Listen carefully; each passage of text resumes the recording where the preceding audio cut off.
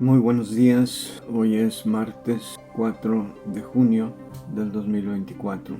Quiero compartir mis pensamientos dirigiéndome principalmente a mi familia, los que son cristianos y con los que estuvimos en oración previo al día de la votación para pedir que Dios se manifestara y obrara a favor de nuestro querido México. Los resultados no fueron lo que esperábamos. Hemos sido decepcionados, si no es que traicionados. Seguramente hubo irregularidades y fraude en las votaciones en el extranjero, como en Madrid, en Estados Unidos y en otros países. A muchos ciudadanos no se les permitió votar.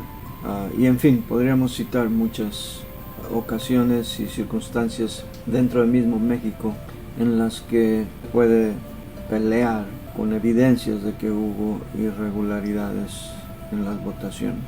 Pero independientemente de que los resultados de las votaciones sean como nosotros esperábamos o incluso como nosotros se lo rogábamos encarecidamente a Dios, quiero traerles a su memoria algunas encomiendas y algunos mandatos, principios bíblicos para nosotros los cristianos. Quiero leerles este pasaje en Jeremías 25 del 9 al 14. Dice aquí enviaré y tomaré a todas las tribus del norte, dice Jehová, y a Nabucodonosor, rey de Babilonia, mi siervo, y los traeré contra esta tierra y contra sus moradores, y contra todas estas naciones en derredor, y los destruiré, y los pondré por escarnio y por burla y en desolación perpetua. Y haré que desaparezca de entre ellos la voz de gozo y la voz de alegría, la voz del desposado y la voz de desposada, ruido de molino y luz de lámpara. Toda esta tierra será puesta en ruinas y en espanto, y servirán estas naciones al rey de Babilonia 70 años. Y cuando sean cumplidos los 70 años, castigaré al rey de Babilonia y a aquella nación por su maldad, ha dicho Jehová, y a la tierra de los caldeos, y la convertiré en desiertos para siempre. Y traeré sobre aquella tierra todas mis palabras que he hablado contra ella, con todo lo que está escrito en este libro, profetizado por Jeremías, contra todas las naciones, porque también ellas serán sojuzgadas por muchas naciones y grandes reyes, y yo les pagaré conforme a sus hechos y conforme a la obra de sus manos. Lo que quiero hacer notar aquí en este pasaje es que miren cómo Dios llama a Nabucodonosor, le llama mi siervo. Lo que nos recuerda pues es que aún aquellos gobernantes que no honran a Dios y que no van de acuerdo a los principios bíblicos establecidos por Dios en cuanto a justicia, en cuanto a buscar el bien de los débiles, de los pobres, de los desvalidos, aunque lleven una ideología contraria a la palabra de Dios, como lo es el socialismo.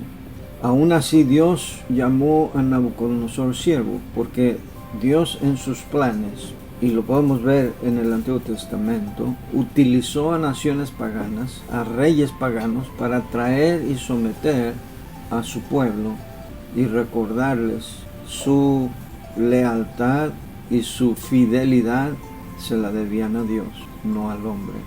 Yo sé que es difícil en este momento aceptar esta realidad, pero en los planes de Dios, quizás Dios todavía quiere utilizar este régimen socialista que va a seguir gobernando México para, sobre todo, llamar al pueblo de Dios, a clamar a Él. Fue lo que hizo Daniel. Cuando leemos, por ejemplo, en Daniel 9, del 1 al 4, en el año primero de Darío, hijo de Asuero, de la nación de los Medos, que vino a ser rey sobre el reino de los caldeos, en el año primero de su reinado, yo, Daniel, miré atentamente en los libros el número de años de que habló Jehová al profeta Jeremías, que habían de cumplirse las desolaciones de Jerusalén en 70 años.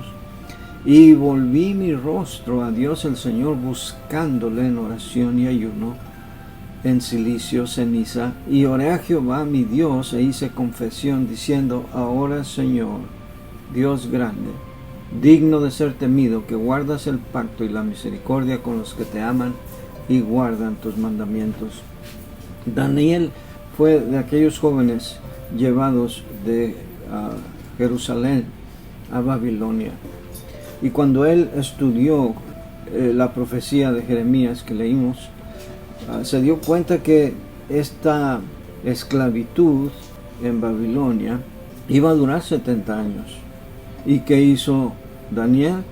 No se levantó en armas, no levantó firmas, no se quejó, ni hizo ningún movimiento político en contra del gobierno, sino que fue y buscó a Dios en oración, ruego, ayuno, cilicio y ceniza. ¿No es eso lo que nos exhorta segundo de Crónicas 7:14? Si se humillare mi pueblo, sobre el cual mi nombre es invocado, y oraren y buscaren mi rostro, y se convirtieren de sus malos caminos, entonces yo oiré desde los cielos y perdonaré sus pecados y sanaré su tierra. Y sí, es verdad, podemos llamar a Morena y partidos dominantes que oprimen al pueblo, los podemos llamar que son la personificación de la maldad y del pecado, emisarios de Satanás.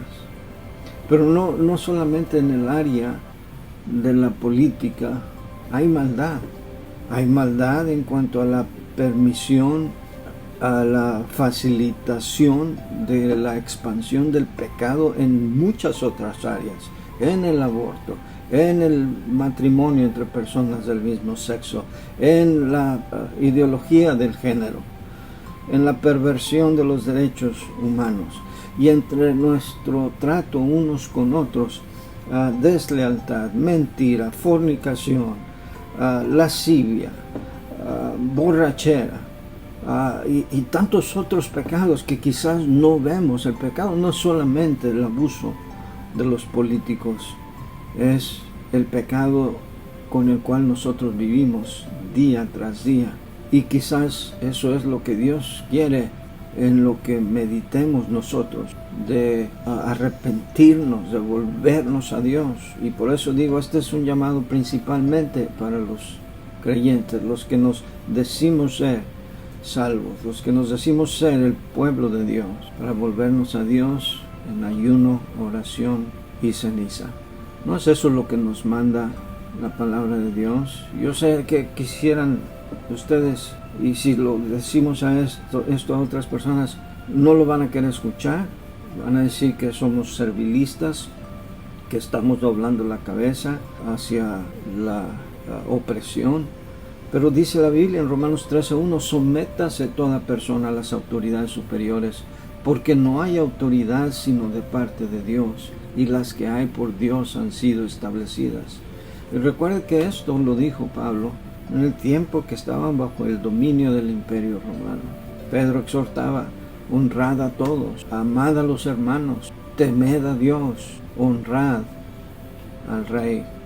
Estas mismas palabras fueron las que dio nuestro Señor Jesucristo cuando lo quisieron atrapar en un error, cuando le preguntaron si era lícito dar tributo a César. Él respondió, Marcos 12:17, les dijo: dad a César lo que es de César y a Dios lo que es de Dios. Y se maravillaron a él.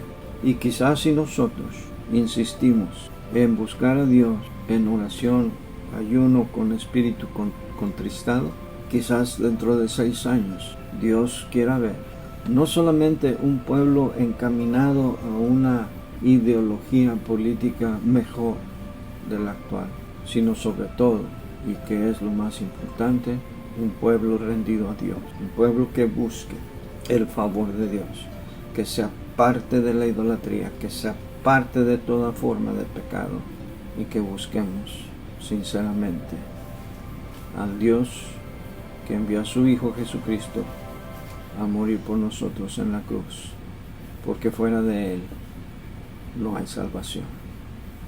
Dios les bendiga.